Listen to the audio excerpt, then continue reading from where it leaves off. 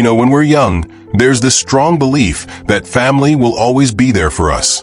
It's comforting to think that our kids, our siblings, even our spouse, will somehow always stay close, always ready to lend a hand when we get older. But what if that's not the case? What if life takes a turn, and one day you find yourself standing alone? The truth is, life doesn't always follow the script we imagined. I was recently reading a report that said over 3 million older people in the UK now live completely on their own. That's nearly 30% of the elderly population, and that number's climbing every single year. So statistically speaking, there's a good chance that either you or I, or someone we love, is going to be living alone in their later years. And let me tell you a little personal story. My aunt, her name's Margaret, she's 92 now. She lost her husband, Charles, more than 15 years ago. And ever since, she's been living independently. She has a couple of kids, but they're scattered across different parts of the country, busy with their own lives, their own careers, raising their own families. Margaret has built a life where she doesn't depend on anyone. And looking at her, I realize something important. If we want our later years to be happy, peaceful, and fulfilling, we can't simply hope others will always be there. We need to prepare ourselves properly, deliberately, starting today. Now, it's easy when you're in your 40s or 50s to assume you'll have a built-in support system forever. You think, oh, my kids will check in, or my siblings will be around. Maybe even, my spouse and I will always have each other. But if you think about it, kids move on. They create their own families, often miles or even countries away. Spouses, heartbreakingly, pass away. Siblings have their own challenges to deal with. Friends scatter. The older you get, into your 60s, 70s, and beyond, the clearer it becomes that family isn't guaranteed. If they're there, wonderful. But if not, you still need to be okay.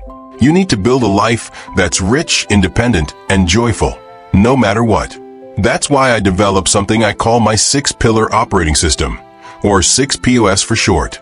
It's the foundation that keeps my life strong and meaningful without depending on anyone else. I started working on this system back in my early 50s, long before I thought I would need it. And now, entering my 60s, I can tell you, it's one of the best things I ever did for myself. Today, I'm going to walk you through these 6 pillars. They're simple but powerful. They're the real safety net you can trust after 60. They are your true support system, far more reliable than simply hoping someone else will be there for you. And just so you know, I'll be going through the pillars in a very particular order, saving the most important one for last. So stick with me until the end, because that last pillar, it's the one everything else rests on. All right, let's dive into it. Pillar 1, physical health. Your body is the foundation. I'm starting with this because, frankly, if you don't have your health, the rest of it doesn't matter. When I was in my late 30s and 40s, I took my body for granted. Too much processed food, too many late nights, not enough movement. I always figured I'll deal with it later. Well, let me tell you, later shows up a lot faster than you expect. A few years ago, I had a bit of a wake-up call. I had to undergo surgery to have my gallbladder removed. And that whole experience, the hospital stays, the slow recovery, made me realize just how fragile things can get if you're not careful. It wasn't just the surgery itself, it was the months afterward, rebuilding strength, regaining stamina. It humbled me. Today, I prioritize my physical health like my life depends on it, because it does. I don't mean running marathons or punishing yourself at the gym, either. For me, it's about the basics. I strength train 3 times a week. Nothing crazy, just keeping my muscles engaged, keeping my body functional. I aim to get at least 7,000 steps every single day. Not by planning elaborate hikes, simply by weaving movement into daily life. Walking to the store, taking the stairs, strolling around the block after dinner. And nutrition, that's a big one. I shifted away from heavy processed foods and towards a diet rich in fruits, vegetables, healthy fats, and good proteins. I don't obsess, but I'm mindful because what you eat feeds your brain and your body. The goal isn't just to avoid disease. The goal is vitality. You want to be the person who can still travel, still walk unaided, still garden, still dance when you're 80 or 90 years old. not the one stuck indoors, trapped by a body that failed too soon. If you're listening to this right now, and you know you've been putting health on the back burner, hear me. It's not too late. Start small. Walk 10 minutes a day. Swap one unhealthy meal for something nourishing. Build from there. Your future self is begging you to take your health seriously. Today, Pillar 2, mental flexibility, keeping your mind open. Now let's talk about the second pillar, and it's just as crucial, your mindset. Look, aging is inevitable, but becoming rigid, closed-minded, out of touch, that's optional. I've seen so many people, good people, slowly shrink their world as they get older. They stop learning. They resist change. They scoff at new technology, new ideas, new ways of living. And before they know it, they're trapped inside a very small, very lonely world. I don't want that for myself, and I don't want that for you. One of the things I committed to in my 50s was staying mentally flexible, learning something new every month, even if it's small, exploring new tools, whether that's learning how to use a smartphone better, dabbling in video editing, or even understanding a bit of cryptocurrency, not because I want to invest, but because it's part of the world now. When I come across a new concept or something I don't understand, I don't dismiss it. I jot it down in my notes app on my phone and look up later. I stay curious. If you don't use your brain, it's just like your muscles. It atrophies. It gets weaker. But when you keep learning, questioning, experimenting, your mind stays sharp, adaptable, and alive. And honestly, isn't that how you want to be remembered? As someone engaged with life right to the very end? Technology, culture, even the way we communicate, all of it will keep evolving. Don't be left behind. Lean in. Adapt. Stay open. It's one of the greatest gifts you can give yourself. Now moving on to the third pillar. And this one's close to my heart. It's about purpose and passion. Because let's be honest, if you don't have a reason to get out of bed in the morning, if you don't feel like you're still contributing something meaningful, life can start to lose its flavor pretty quickly. I've seen it happen time and again. People retire, they throw themselves a little party, maybe take a trip or two, and then silence. The days start to blur. The excitement fades. They feel invisible, useless, like their best chapters are already behind them. But here's the thing, those chapters are only blank because they haven't written them yet. Retirement is not an ending. It's just a new beginning. You don't stop mattering when you stop working. You don't stop contributing. You just shift the way you do it. And if you do it right, this can be the most creative, most fulfilling phase of your life. When I stopped working full-time, I knew I had to find new passions to fill the space that work had occupied for so long. For me, it became about creating. I started writing more. I explored photography, something I'd always been curious about, but never had time to dive into. Eventually, I even dipped my toes into video making, which led to this very channel you're watching today.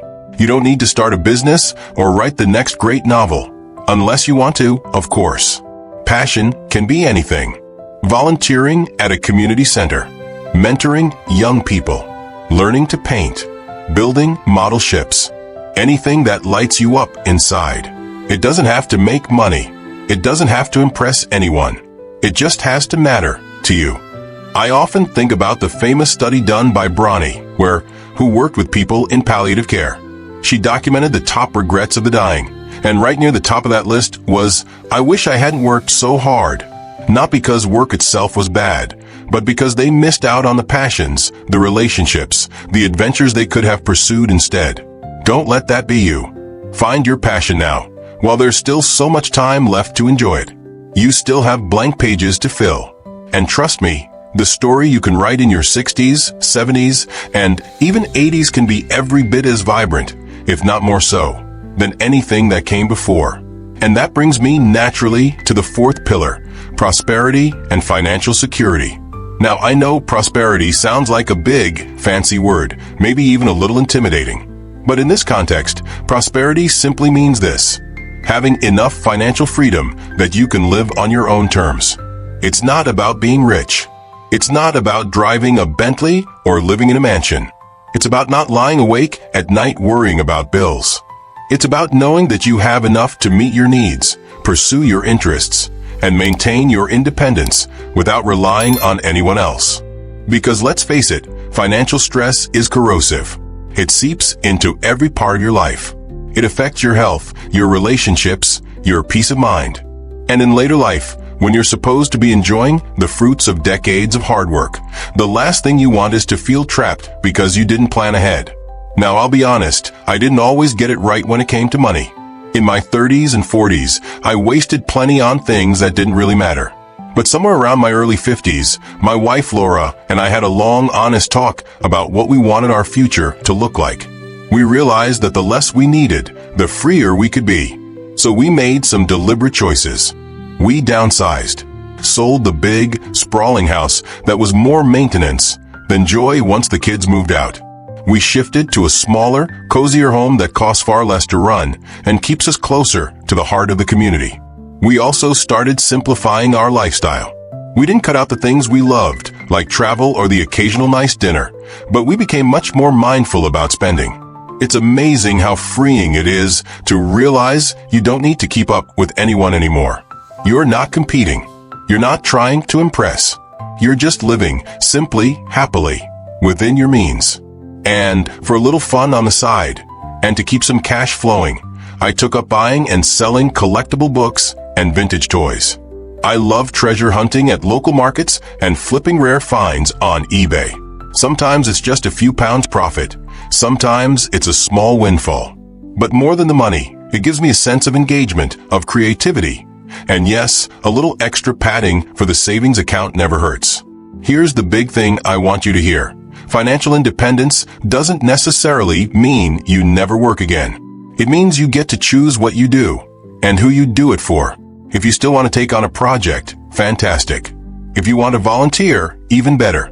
But you're not forced into anything just to keep the lights on. You live life on your terms. And that, to me, is the real definition of prosperity. Now let's move on to the fifth pillar, one that often gets overlooked, but is absolutely vital for true happiness. This pillar is about spiritual and philosophical strength. Now don't worry, when I say spiritual, I'm not talking about religion necessarily. I'm not here to preach, and I'm certainly not telling anyone what to believe. In fact, I'm not particularly religious myself. But what I have found, and what I know many others find too, is that having some sense of connection to something bigger than yourself is essential for emotional peace as you age. It could be nature. It could be the universe. It could be a quiet personal faith. It could even be the timeless wisdom passed down from ancient thinkers. The point is, when you have a way of seeing yourself as part of a bigger picture, it gives your life a kind of grounding, a calmness, a perspective that money and achievements alone can't provide. One of my favorite ways to tap into this pillar is simple. I go on long solo walks, especially out in nature. Just being under the open sky, listening to the wind through the trees, noticing the changing seasons. It does something to you. It strips away the noise. It reminds you how small you are, but also how connected you are to everything around you. There's a little park near where I live, a quiet, often overlooked green space with winding trails and an old stone bridge. I'll often grab a cup of coffee, leave my phone in my pocket, and just walk for an hour or so. Not trying to think about anything in particular, just letting my mind breathe. Those walks have become my church, my therapy, my meditation. Another thing that's been really meaningful for me is reading ancient texts. Over the past few years, I found myself diving into the writings of philosophers like Lao Tzu, Marcus Aurelius, and Confucius. There's so much timeless wisdom there, lessons about resilience, about humility, about living a good life no matter what circumstances you find yourself in. One book I particularly love is called The Path by Michael Poot, a professor from Harvard. It's about how ancient Chinese philosophy can be applied to modern life, and it's incredibly grounding. It reminds me that happiness isn't about chasing constant excitement. It's about cultivating small, meaningful habits, day after day. It's about finding beauty in the ordinary, about showing kindness even when nobody notices, about being present. When you develop this spiritual or philosophical foundation, life becomes less frightening. Aging becomes less frightening. Loss becomes less frightening. Because you realize you're part of a bigger story, one that stretches far beyond the boundaries of your own little life. And that perspective? It makes everything easier to bear. It makes joy deeper. It makes sorrow lighter. It makes solitude feel sacred rather than lonely. If you don't already have a spiritual or philosophical practice, now's the perfect time to explore one. Not for anyone else's approval, just for your own peace of mind. And that brings us to the sixth and final pillar, your social circle. Now, let me be clear about this. After 60, relationships matter more than ever, but not just any relationships. The right relationships. I'm not talking about collecting hundreds of acquaintances on Facebook or trying to maintain a wide network of shallow connections. I'm talking about cultivating a small, tight-knit group of people you genuinely care about, and who care about you in return. Because here's the harsh truth, loneliness kills. Study after study has shown that chronic loneliness is as bad for your health as smoking 15 cigarettes a day. It increases your risk of heart disease, dementia, depression, and early death. When family support becomes less reliable, when kids are busy, spouses pass away, siblings move away, friends can become your chosen family. But you have to be deliberate about it. Good friendships don't just happen by accident. They take effort, nurturing, and most importantly, shared experiences. When I was younger, I had dozens of casual friends. After a night out, I could barely remember who I talked to or what we'd laughed about. It was fun, sure, but it was shallow. Now, in my 60s, I can count my true friends on one hand. And that's exactly the way I want it. These are the people who I know would show up for me without being asked. The ones I can talk to about anything, the good, the bad, the messy. And they know they can do the same with me. There's no judgment, no keeping score. Just mutual respect, affection, and trust.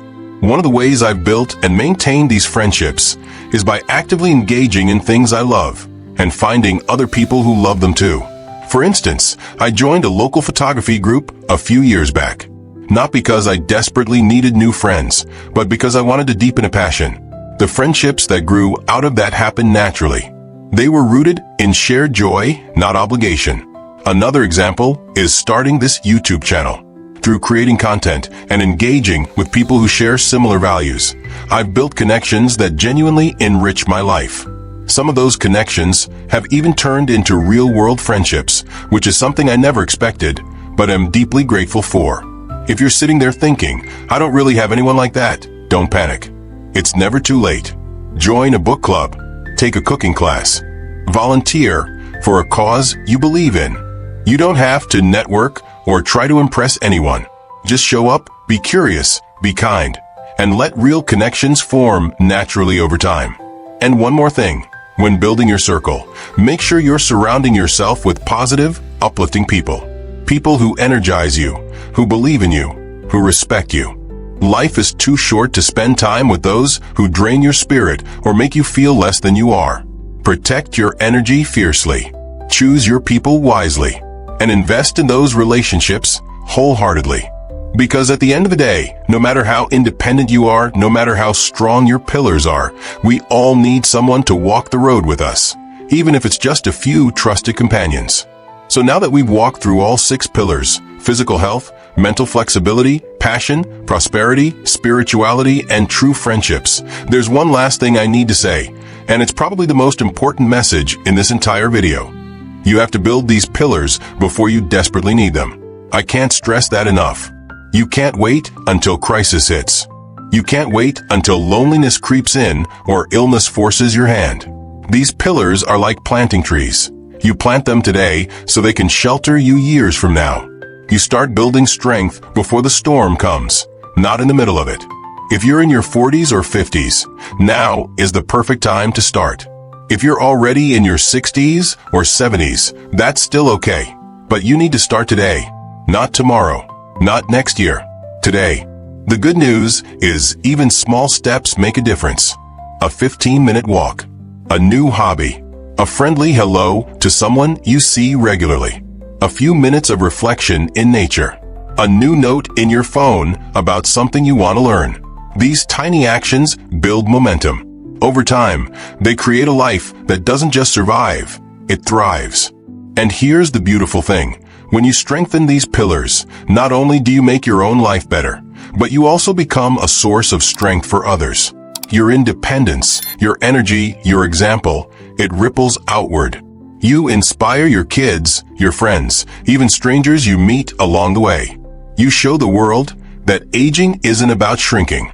It's about expanding into wisdom, into freedom, into real, lasting joy. So as you finish watching this today, I want to leave you with a question. Which pillar do you feel strongest in right now? And which one needs a little more love and attention? Leave me a comment below. I'd love to hear your thoughts. And if you found this helpful, maybe share it with someone else who's starting to think about their future too. You never know whose life you might impact just by sending a little encouragement their way. Remember, family is a blessing, but they are not a plan. You are your own best safety net. And the life you build, with your own 2 hands, with your own 2 feet, that's the life that will carry you forward, strong and steady, no matter what. Thanks for spending this time with me. Until next time, take care of your body, nurture your mind, follow your passions, protect your peace, cherish your friendships, and above all, live life on your terms. See you in the next video.